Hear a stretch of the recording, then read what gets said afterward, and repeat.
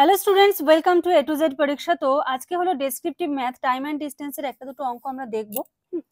তো দেখো প্রথম অঙ্কটা কি বলেছে, while covering a distance of 24 kilometer, a man noticed that after walking for 1 hour and 40 minutes, the distance covered by him was 5/7 of the remaining distance. What was his speed in meters per second?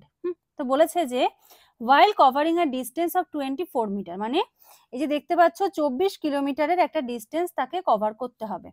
আচ্ছা, বলেছে সে কি দেখলো, a man noticed after walking of 1 hour and 40 minutes, মানে 1 ঘন্টা 40 minute সে হেঁটেছে। হাঁটার পরে সে কি দেখলো, বলছে the distance covered by him. এই যে 1 ঘন্টা 40 মিনিট সে হাঁটলো, হাঁটার পরে সে দেখলো সে যতটা ডিস্টেন্স কভার করেছে, ঠিক আছে, সেটা কি 5/7 মানে 5/7 অফ দ্য রিমেইনিং ডিস্টেন্স। এবার ধরো ডিস্টেন্সটা এখান থেকে এতটা, এবার এতটুকু সে হেঁটে চলে গেছে, ঠিক আছে।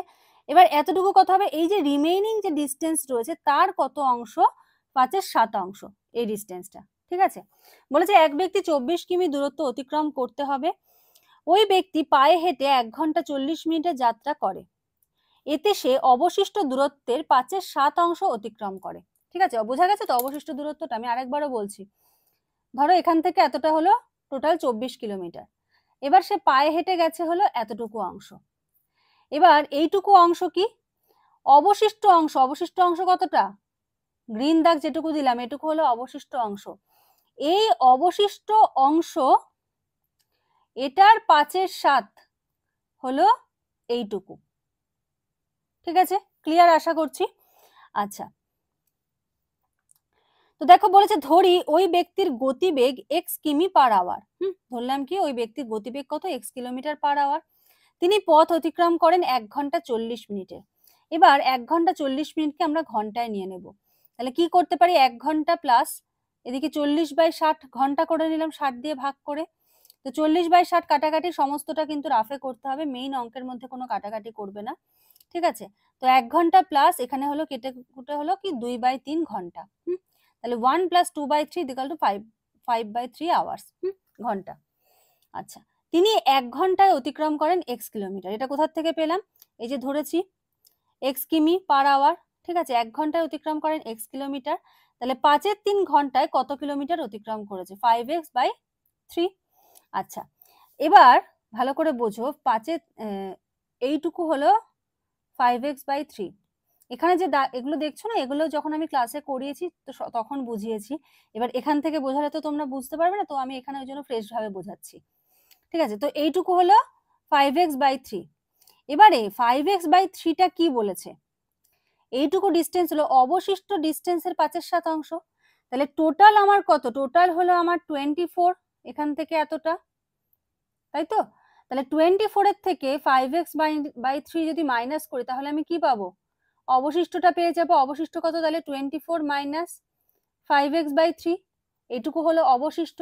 এই অবশিষ্টর 5/7 অংশ যেটা হবে সেটা হবে এইটা, দেখো এই যে এটা থেকে এটা মাইনাস করলাম, করে অবশিষ্টর এত করে বেরোলো হলো এইটা।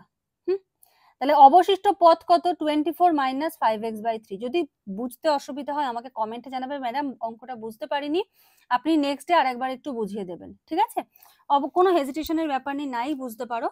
আর তাহলে কি হলো অবশিষ্ট পথ, তাহলে প্রশ্নানুসারে আমরা এখানে কি বলতে পারি, 5x/3 = 24 - 5x/3 × 5/7, যেটা এখানে বললাম। এই যে এইটা সমান সমান কত, এটা, ঠিক আছে। কারণ আমাকে বলেছে হলো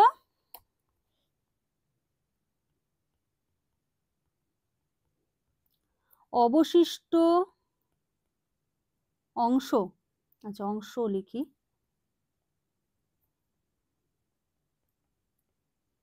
অংশ এর 5/7, ঠিক আছে। অবশিষ্ট অংশ এর 5/7, এটা কোনটা, এটা হলো যেটুকু ডিস্টেন্স কভার করেছে = 5x/3। এবার অবশিষ্ট অংশ বলতে আমরা কোনটা বোঝাচ্ছি, 24 - 5x/3, এর মানে কি গুণ হয় 5/7 = 5x/3। তো এই জিনিসটাই আমরা এখানে করেছি। তো দেখো কি হলো, এবার 5x বাই 5 24, 120 বাই 7, এদিকে 5 5 25, 3 7 21, 5x by 3 plus 25x by 21, এদিকে 120 বাই 7, 21 লসাগু হয়েছে, 3 7 21, 5 7 35, এখানে হলো 21 একে 21, 25 একে 25, তাহলে 25 আর 35 যোগ করে হচ্ছে 60 by 21 is equal to 120 by 7, তাহলে x ইজ ইকুয়াল টু কত হচ্ছে 120 বাই 7 ইন্টু 21 বাই 60, তো এটা কাটাকাটি করে এখানে আমরা কত পেলাম 6, তাহলে তার গতিবেগ কত 6 কিলোমিটার প্রতি ঘন্টা। এবারে দেখো এটাকে কি করতে হবে, মিটার পার সেকেন্ডে নিতে হবে, কিলোমিটার থেকে মিটার পার সেকেন্ড নিতে গেলে 5/18 দিয়ে গুণ করতে হবে, তো গুণ করে কত বেরোলো 1.23 মিটার পার সেকেন্ড।